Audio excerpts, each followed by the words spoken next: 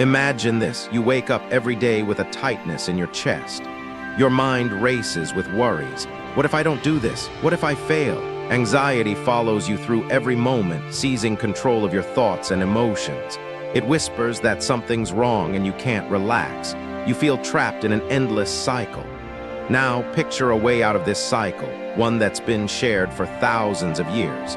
It's an ancient wisdom taught by the Buddha that has helped millions find peace and calm their restless minds.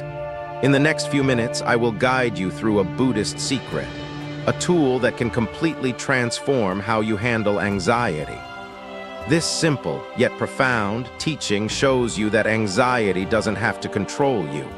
Instead, it can become a signal, a reminder to return to the present moment and to let go of what binds you. Understanding anxiety, a modern perspective through Buddhist teachings. Anxiety, whether it manifests as a tightening in the chest, an overwhelming sense of dread, or just an uneasy feeling lurking in the background, is something most of us experience at some point. In today's fast-paced, interconnected world, anxiety has become almost ubiquitous. It's present in our personal relationships, at work, and even during the quiet moments when we should be resting. For some, anxiety is a near-constant companion, creeping into the mind and taking hold. But have you ever wondered why anxiety seems to control us so thoroughly? Why is it that we let this feeling dominate our lives? The answer, as the Buddha teaches, lies in a simple yet profound concept: attachment.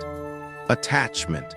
The root cause of anxiety. The Buddha's teachings on attachment provide a powerful framework for understanding why anxiety arises. He argued that attachment, whether to material things, relationships, status, or even our own self-image, lies at the root of much of our suffering. When we attach ourselves to anything, whether it's a particular outcome, a job, a partner, or even a specific way of thinking, we create an illusion of control. But here's the catch. This attachment is based on the belief that we can control what is inherently uncontrollable. Take, for instance, the story of Steve Jobs. A visionary and a billionaire, Jobs spent much of his life building Apple into one of the world's most influential companies. However, despite his immense success, Jobs experienced deep emotional turmoil, particularly when facing the uncertainty of his health diagnosis. His attachment to his vision for the future, the company, and even his own legacy became a source of immense anxiety, which worsened as his health declined. The illusion of control over everything around him, the business, his personal life, and his future, only amplified the anxiety that gripped him. Similarly, in our everyday lives, we tend to cling to things we think will bring us happiness, be it our career, our relationships, or our expectations of success. We hold on so tightly to these things, fearing that if we lose them, we will be lost. But the Buddha teaches that this attachment creates suffering. By focusing on what we think we need, we generate a cycle of fear and worry. What if I lose my job? What if my partner leaves me? What if I fail? The anxiety isn't about the things themselves, but about the mental attachment we have to them. These attachments are like chains that bind us to constant worry, preventing us from experiencing peace. The truth is, nothing in life is permanent, and once we accept this reality, the grip of anxiety loosens. The cycle of anxiety and its root, craving and desire. The Buddha also spoke about the root cause of anxiety in terms of tanha, which translates to craving or thirst. This craving pushes us to desire more success, more recognition, more possessions, and to avoid discomfort, pain, or uncertainty. This is the crux of anxiety.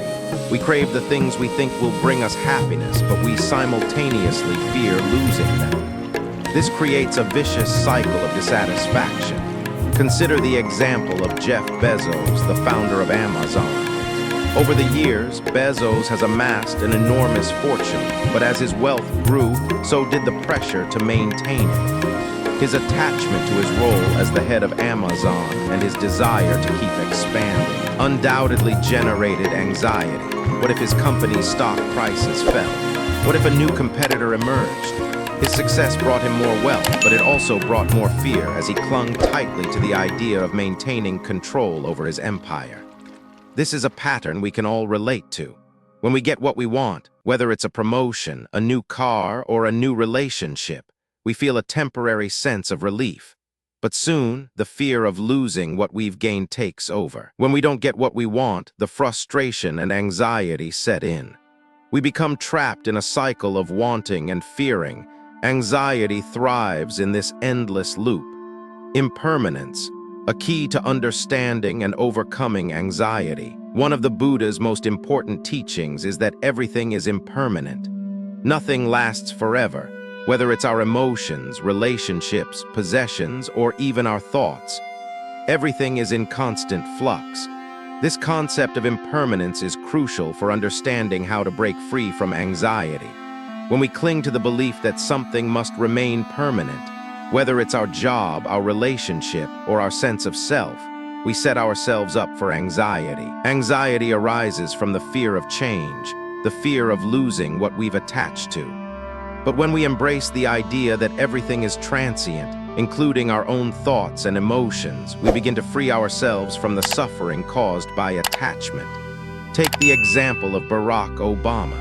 As the 44th President of the United States, Obama was at the pinnacle of his career, commanding power and influence on the world stage. Yet, when he left office, he had to confront the reality that everything in his life had changed. The power, the recognition, and the sense of control were no longer as accessible. He could have clung to the past, holding on to the attachment of being president, but instead, he embraced change. He found peace in knowing that impermanence is an inevitable part of life. The practice of acknowledging the impermanence of our lives allows us to loosen our grip on the things we think we need. By accepting that change is constant, we can begin to let go of the fear and anxiety that arise from attachment.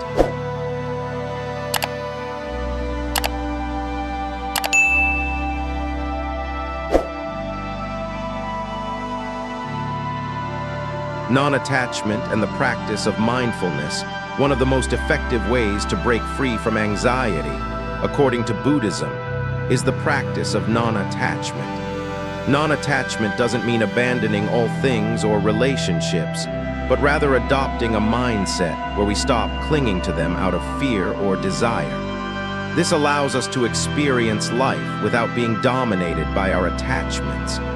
Mindfulness plays a key role in this process. Mindfulness is the practice of being fully present in the moment, free from distractions and judgments. When we practice mindfulness, we observe our thoughts without reacting to them. We recognize them as they arise, but we do not let them control us. Let's take the example of Oprah Winfrey. A highly successful media mogul, Winfrey has often spoken about her struggles with anxiety and the importance of mindfulness in her life. By practicing mindfulness, she has learned to detach from negative thoughts and stay grounded in the present. She recognizes that while anxiety may come and go, it doesn't define her. She doesn't cling to the idea that she must always be in control or that she must always succeed.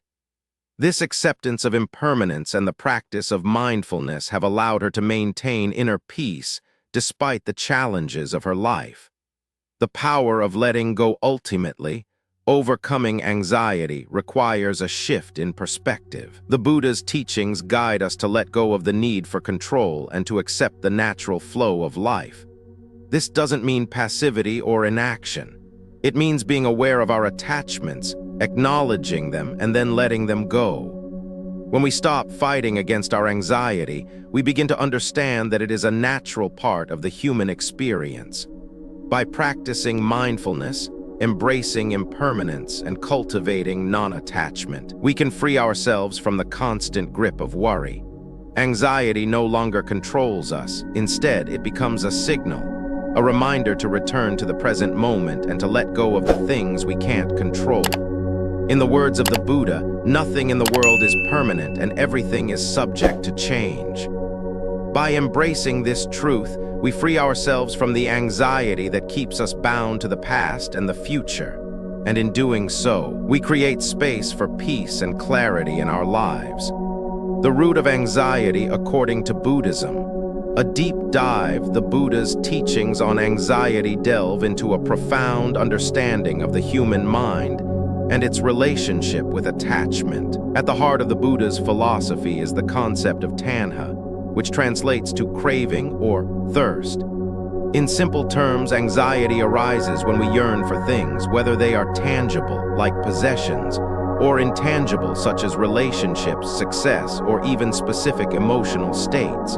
When we crave comfort, security, and permanence, we inevitably set ourselves up for anxiety. The very act of clinging to these desires leads to dissatisfaction and distress, craving and attachment. The cycle of anxiety. To truly understand how anxiety emerges from tanha, we need to explore the concept of attachment more deeply. The Buddha's view is that attachment isn't just about material possessions. While it's easy to think that holding onto physical things, like a job, house, or car, creates anxiety, it goes much further. Attachment extends to ideas, expectations, and even our identities. For example, when we attach ourselves to an image of success or a perfect relationship, we begin to tie our sense of well-being to these fleeting, external factors. Take the example of someone like Elon Musk. Musk is a visionary entrepreneur who has shaped multiple industries through his companies like Tesla and SpaceX. His attachment to his vision of technological advancement and his immense success often leaves him in a constant battle with stress and anxiety. Musk has openly discussed his struggles with anxiety, citing the immense pressure to succeed, to maintain his empire, and to live up to his own expectations. In his case, the attachment isn't just to physical things like wealth, but to a vision of the future and the desire to leave a legacy. His anxiety arises not from the things he possesses, but from the fear of losing what he's created, of failing to meet the expectations he's set for himself. This is the essence of tanha, an insatiable craving that, once unfulfilled or threatened, leads to anxiety.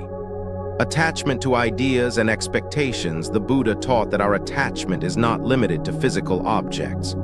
Often, it's our attachment to ideas or expectations that leads to suffering. We often set ourselves up for anxiety when we project certain ideals onto the world, be it about our career, our relationships, or even our emotional responses. When those expectations go unmet, anxiety can seep in. Consider someone like Oprah Winfrey, who built her career on the expectation of being a powerful media figure and a source of inspiration to millions. Her attachment to this image of success could easily become a source of anxiety, particularly if she believed her worth was tied solely to maintaining that persona. In fact, Oprah has admitted in interviews that she's often struggled with moments of self-doubt and the fear of not being able to live up to her own image. This is a common thread in high achievers' lives. The attachment to the expectation of success and public approval often leads to anxiety, as it places the individual's sense of self-worth on external factors they can't fully control. This is where the Buddhist concept of impermanence becomes crucial. The Buddha emphasized that everything in life is transient: our possessions, relationships, and even our emotions. The Buddha's central teaching urges us to recognize that nothing lasts forever. This recognition of impermanence is meant to free us from the suffering that arises when we hold on too tightly to things that are ultimately beyond our control. By understanding that everything we cling to, whether it's a relationship, a promotion, or even a positive emotional state, is impermanent, we begin to release the grip that causes anxiety.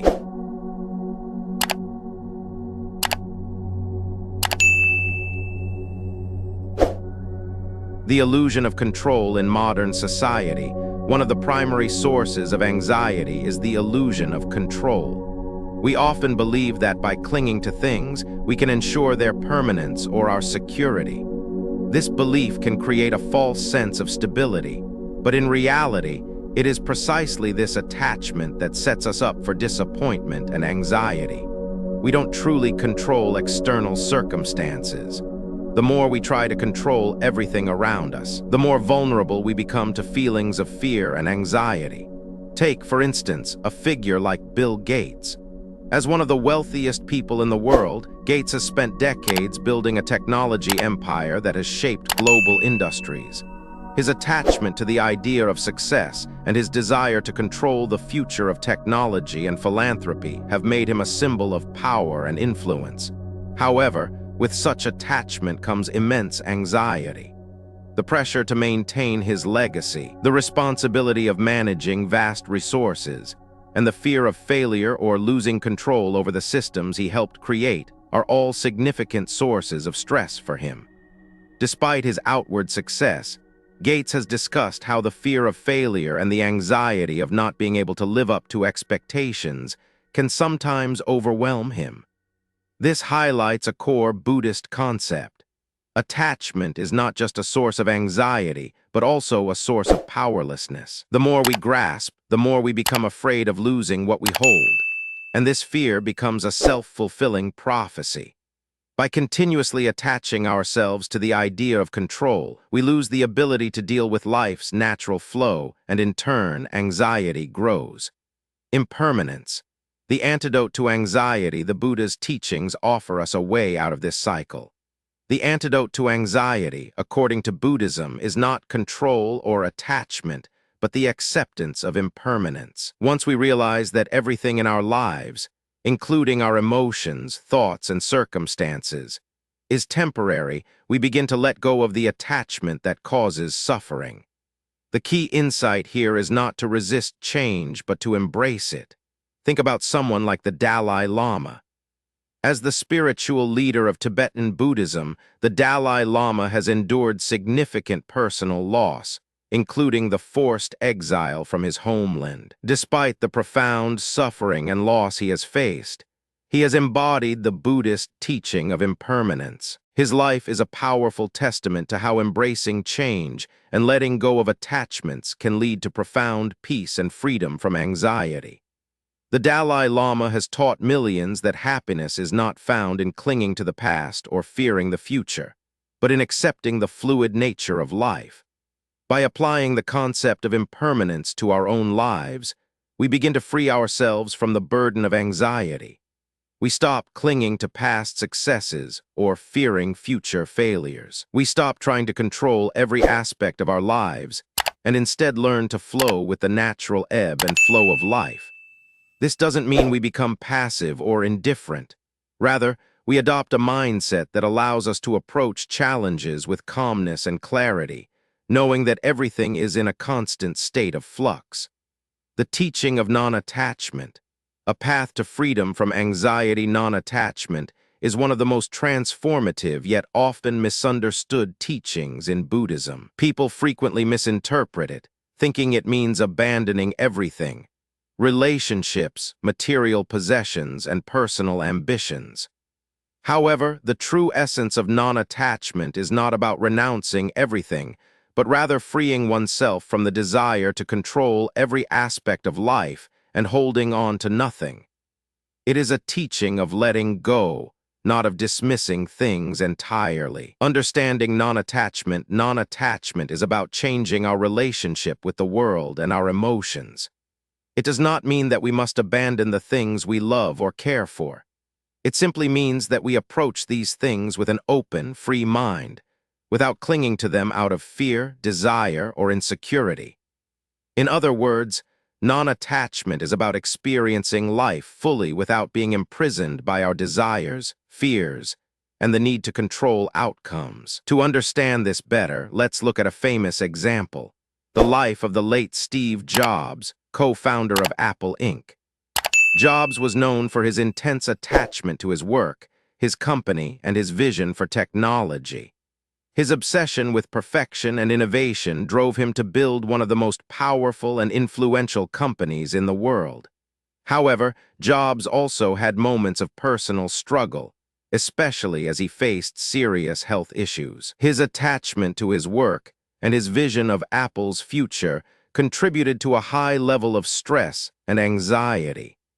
Jobs struggled to balance his passion for perfection with the unpredictability of life. What Jobs could have benefited from is the Buddhist practice of non-attachment, acknowledging that while his work was important, he did not need to control every outcome or hold on tightly to the results of his efforts.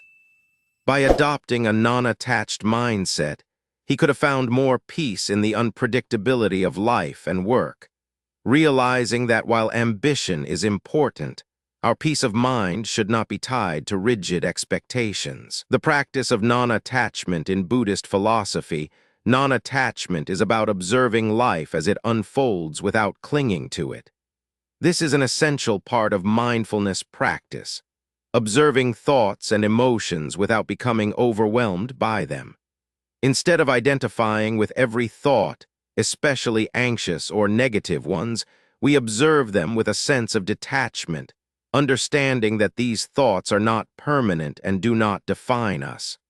For instance, when an anxious thought arises, say you're worrying about an important presentation at work, you might feel a tightening in your chest or a rush of nervous energy. Instead of getting swept up in the anxiety and letting it control your emotions or behavior, non-attachment teaches you to observe that thought and the accompanying sensations. You don't need to react to the anxiety or believe it's a reflection of your true self. You simply notice it, acknowledge it, and let it pass, much like a cloud drifting across the sky. This is a liberating practice because it gives us the ability to step back from the emotional intensity of anxiety. By observing the anxiety, rather than becoming consumed by it, we regain control of our mental state. Non-attachment doesn't eliminate anxiety, but it transforms how we relate to it. Instead of fighting it or trying to suppress it, we allow it to pass through us without letting it define our experience.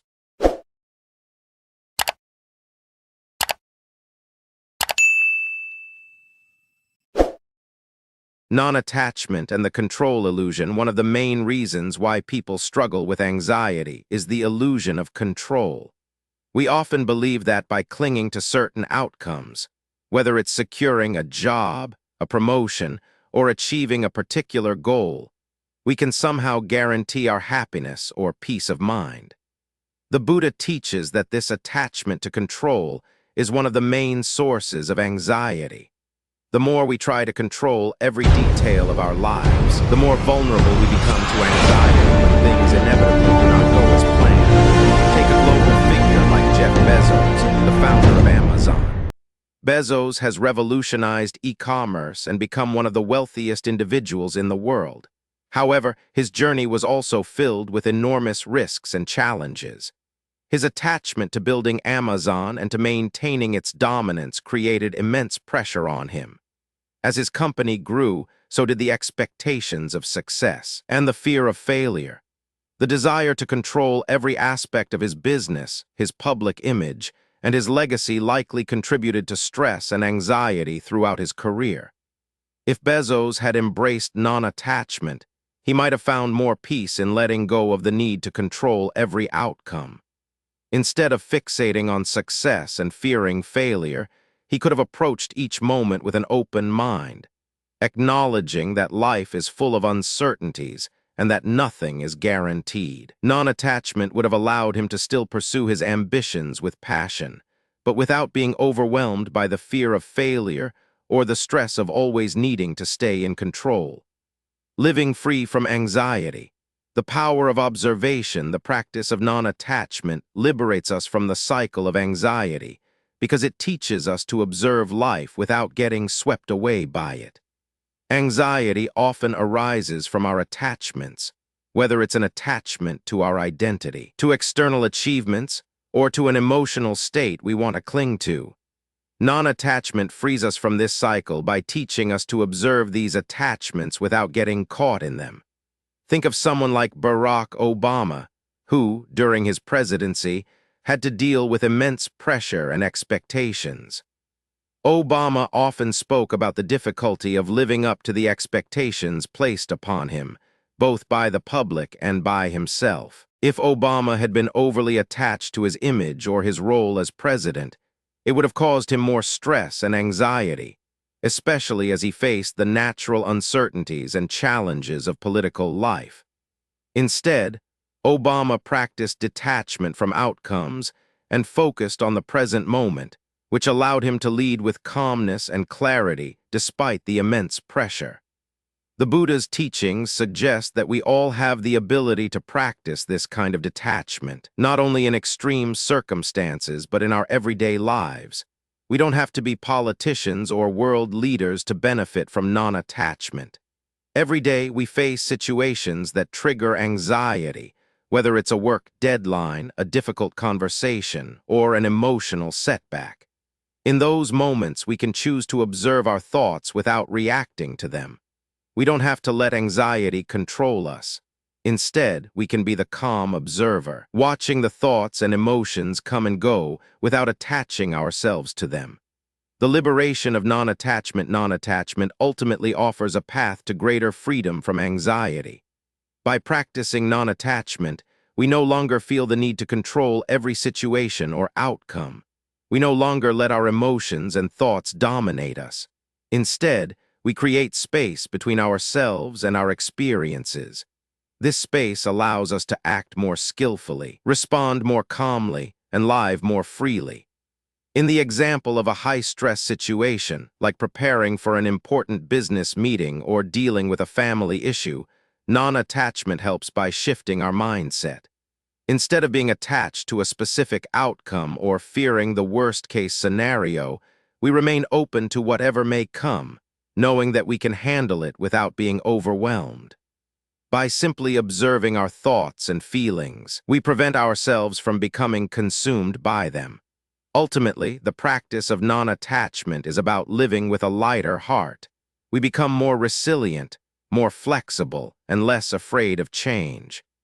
This isn't to say that we abandon goals or relationships, but rather that we approach them with a sense of freedom, knowing that we don't need to control them to feel at peace. Non-attachment gives us the ability to enjoy life fully, without the burden of constant worry or fear of losing what we hold dear. By embracing non-attachment, we release ourselves from the anxiety that often arises from our attachments. This allows us to move through life with greater ease, accepting the flow of events as they come, and responding to them with a calm, clear mind.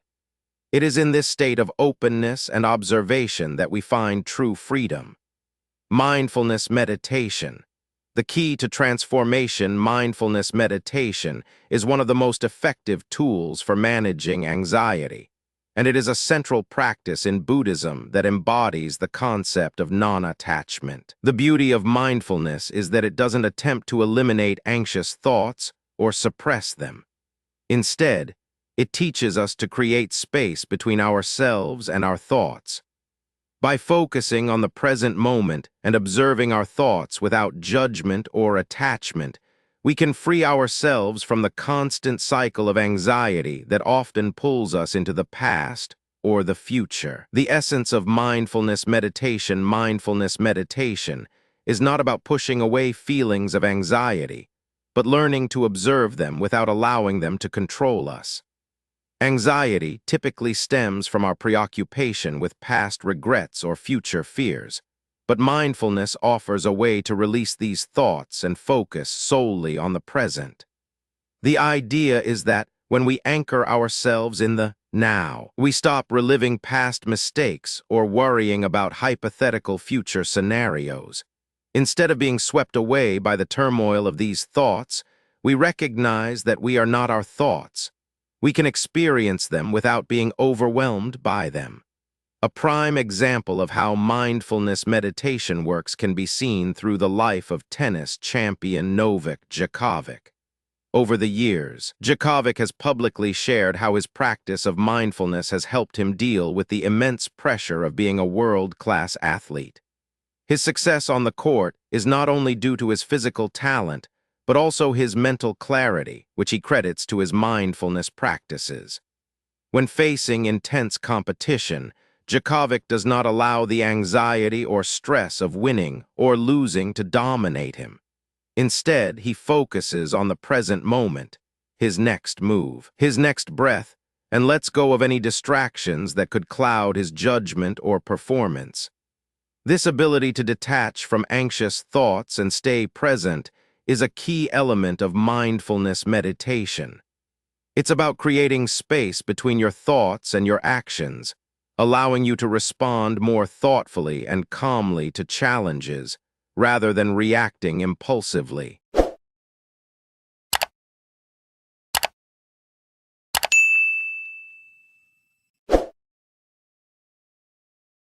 The role of self-criticism in anxiety. When anxiety strikes, one of the first responses many people experience is a sense of shame or guilt for feeling that way. I shouldn't feel this anxious, or I should be able to handle this better, are thoughts that many people cycle through when faced with uncomfortable emotions. This inner judgment compounds the problem. The very nature of anxiety is that it arises from a perceived threat, often driven by fear of the unknown or worry about future events. However, when we add judgment to anxiety, when we tell ourselves we shouldn't feel this way, we create a second layer of suffering. Instead of simply experiencing anxiety, we now also experience guilt or shame for feeling anxious in the first place. Take the example of someone like Beyoncé, a global icon whose career has been built on immense talent and pressure to succeed. Despite her public persona of confidence, Beyoncé has been open about her struggles with anxiety, particularly the fear of failure and the pressure to meet the expectations of her fans, family, and herself. For someone at the top of her field, the idea of feeling anxious can feel like an imperfection or weakness. Beyoncé has spoken about the emotional toll that comes with constantly striving for perfection, noting that she's had to learn to manage anxiety by practicing self-compassion. By offering herself kindness and accepting that anxiety is part of the human experience, she is able to move past the pressure of perfectionism and allow herself to heal and grow.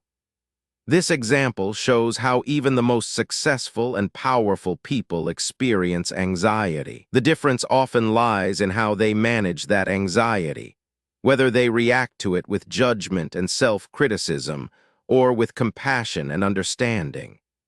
The Buddhist perspective on self-compassion, Buddhism, teaches that suffering is a part of life, but how we respond to that suffering is within our control.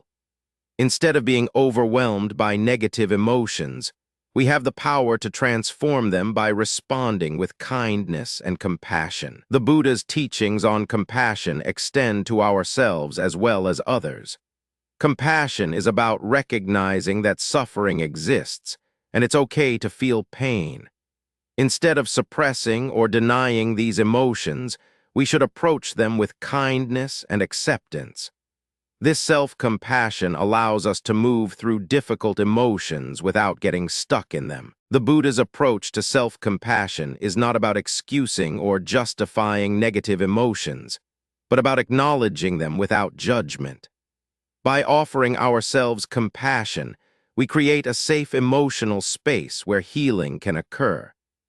Just as we would comfort a friend who is going through a tough time, we can comfort ourselves in moments of anxiety, offering words of kindness and understanding instead of harsh criticism. The practice of self-compassion in managing anxiety. One of the core practices of self-compassion is mindfulness, being aware of your feelings without being overwhelmed by them.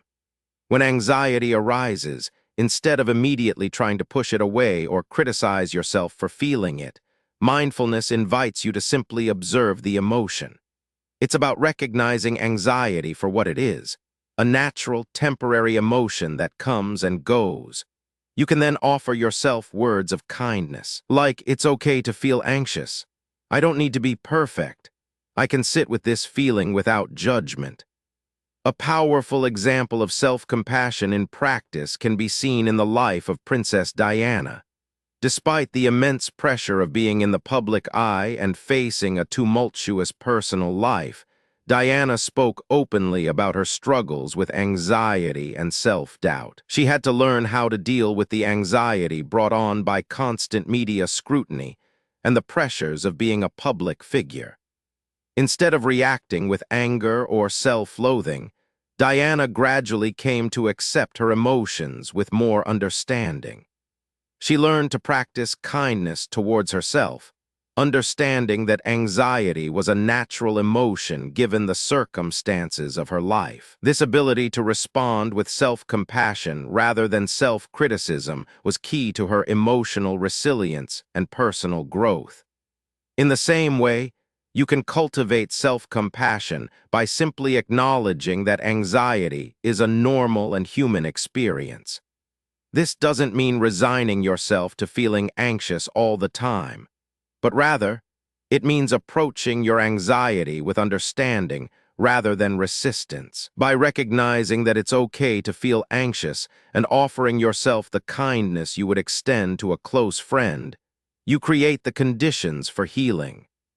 The power of self-kindness in overcoming anxiety, self-compassion, is not just a passive form of emotional acceptance. It actively transforms how we engage with our anxiety. When we practice self-compassion, we shift our mindset from one of judgment and fear to one of kindness and acceptance. This shift in perspective can profoundly change how we experience anxiety.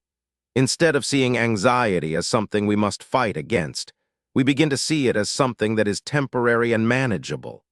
A prime example of how self-compassion can transform anxiety can be seen in the journey of former U.S.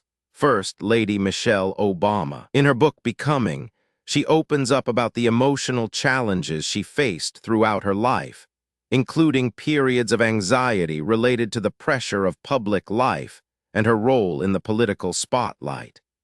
She emphasizes how she had to learn to be kinder to herself during moments of anxiety, recognizing that it's okay to not always have everything figured out. By practicing self-compassion, she was able to take control of her emotional well-being and continue moving forward, even when faced with stress and pressure. Michelle Obama's experience is a reminder that we don't need to let anxiety define us. By responding to our anxious feelings with kindness, we can break free from the self-imposed pressure of being perfect or constantly in control. Self-compassion allows us to release the guilt or shame that often accompanies anxiety and instead create a nurturing environment for emotional healing. Creating a safe space for healing, offering ourselves compassion during moments of anxiety, creates a safe mental and emotional space where healing can take place. When we are gentle with ourselves, we give ourselves the freedom to feel without judgment. This makes it easier to process difficult emotions and ultimately move past them. The more we practice this, the less power anxiety will have over us. Consider the example of the actor and entrepreneur Will Smith, who has publicly shared his struggles with anxiety, particularly when it comes to his performance in the entertainment industry. Smith has spoken about how he has learned to be more kind to himself in moments of uncertainty, recognizing that he doesn't need to have all the answers or control every situation. This practice of self-compassion has helped him face anxiety with a more balanced and resilient mindset. Similarly, in your own life, when you encounter anxiety, offering yourself compassion means not berating yourself for feeling that way. It means acknowledging that everyone experiences moments of anxiety, and that you're allowed to feel what you're feeling without shame or guilt. This simple shift can be incredibly powerful in reducing the impact of anxiety. Applying Buddhist wisdom in daily life. Buddhism is often associated with meditation, but its teachings extend far beyond sitting quietly on a cushion. The true transformation that Buddhism offers comes when we take its wisdom and apply it to our everyday lives. This is where the practice of mindfulness becomes crucial. Mindfulness is not confined to moments of formal meditation. It's about bringing awareness to every action we take throughout our day, whether it's walking, eating, or even washing dishes. By practicing mindfulness, we learn to stay present, observe our thoughts and emotions without judgment, and let go of the impulse to control every aspect of our lives. The power of mindfulness. Mindfulness is a core concept in Buddhism, and it teaches us to observe each moment as it unfolds, without distraction or attachment. The practice encourages us to engage fully with the present, rather than getting lost in worries about the future or regrets from the past. One of the biggest causes of anxiety is this constant cycle of thinking about what could happen or what has already happened. This constant mental chatter can drain our energy and make us feel overwhelmed, but mindfulness helps break this cycle. Take the example of a public figure like the Dalai Lama, who embodies mindfulness in his daily life. Despite being under constant pressure and scrutiny, he remains grounded in the present moment. His mindfulness practice allows him to respond with calm and clarity, regardless of external circumstances. Whether he is giving a speech, meeting with world leaders, or simply walking in nature, the Dalai Lama remains mindful, focusing on each moment without letting the distractions of the world overwhelm him. His example shows us that mindfulness isn't just for retreat centers. It can be a part of our daily lives, no matter where we are or what we're doing. Everyday activities as opportunities for mindfulness. One of the easiest ways to begin incorporating mindfulness into your life is by bringing it into everyday activities. For example, when you're walking, instead of rushing from one place to another, try to fully experience each step. Feel the ground beneath your feet, the movement of your body, and the rhythm of your breath. When you eat, instead of mindlessly consuming your food, slow down and truly taste each bite. Notice the textures, flavors, and smells of the food, and appreciate the nourishment it provides. Even mundane tasks like washing dishes can become an opportunity to practice mindfulness. Pay attention to the sensation of the water on your hands, the sound of the plates clinking, and the act of cleaning as a moment of mindfulness. By bringing mindfulness to these simple tasks, we begin to shift our perspective. Instead of feeling rushed, distracted, or overwhelmed, we learn to be present. This presence allows us to release anxiety because we are no longer consumed by what might happen in the future or what went wrong in the past. We become fully engaged in the here and now. Anxiety and the impermanence of all things. One of the fundamental teachings of Buddhism is the concept of impermanence. Everything is temporary and nothing lasts forever. This includes our anxious thoughts. When we practice mindfulness, we begin to understand that the thoughts and emotions we experience are fleeting. Just as a cloud passes through the sky, our anxiety will pass too. It's easy to get trapped in the belief that our worries are permanent, that they define who we are or dictate the course of our lives. But mindfulness teaches us that these feelings are not permanent, and by observing them without attachment, we can allow them to pass naturally. Take someone like Oprah Winfrey, who has spoken openly about her struggles with anxiety and self-doubt throughout her life. Despite her success, she has had to confront the pressure and fears that come with being a global media figure. However, Winfrey practices mindfulness and self-compassion to help her navigate these moments. She doesn't allow her anxious thoughts to control her. Instead, she accepts that they are a natural part of life, and with mindfulness, she moves through them without letting them define her. The more we recognize the impermanence of our emotions, the more easily we can release them and return to a state of balance and calm. Shifting our mindset with mindfulness, in addition to observing the impermanence of our thoughts, mindfulness also shifts our mindset by encouraging us to approach each situation with openness and curiosity, rather than fear or judgment. When we approach life with a mindset of curiosity, we begin to see things in a different light.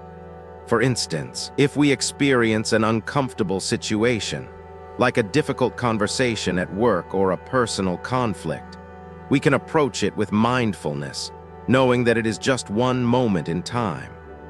By not attaching to the outcome or fearing the worst, we free ourselves from the anxiety that often accompanies these situations.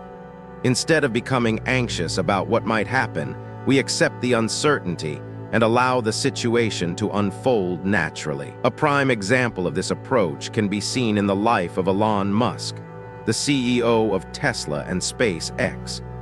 Musk is known for his ambitious projects and his willingness to take risks, but he also faces enormous pressure and anxiety, especially when things don't go as planned. However, Musk has shown that he can apply mindfulness and remain calm in the face of adversity. For instance, when SpaceX faced multiple rocket failures, Musk didn't let anxiety take over. Instead, he focused on learning from the failures and moving forward, knowing that everything, including success and failure, is impermanent. By staying mindful and focusing on the present, Musk was able to lead his companies through difficult times and ultimately achieve success. The role of detachment in mindfulness, another essential Buddhist teaching that ties into mindfulness, is detachment. This doesn't mean detaching ourselves from people or things in a cold, emotionless way, but rather detaching from the need to control every outcome or circumstance. Anxiety often arises when we attach ourselves to specific results or expectations. When we let go of the need to control everything, we allow ourselves to experience life more freely and without anxiety. For example, imagine you're preparing for an important presentation at work. Instead of obsessing over the possibility of failure or worrying about what others think, mindfulness allows you to approach the presentation with a sense of detachment. You focus on the task at hand, giving your best effort, but you are no longer attached to the outcome. By releasing the need for a specific result, you relieve yourself from the pressure of perfectionism and anxiety. This practice of detachment allows you to experience the situation without fear, knowing that the outcome is not entirely within your control. In the end, the Buddha's teachings offer a profound solution to anxiety. Through mindfulness, self-compassion, and a deep understanding of impermanence, we can change our relationship with anxiety. Anxiety no longer has to define us. It becomes a reminder, a prompt to return to the present moment and practice mindfulness. As you continue on this journey, remember, transformation takes time. But with consistent practice, you can build a stronger, calmer, and more resilient mind. Anxiety will no longer control you. Instead, it will become a tool for inner peace.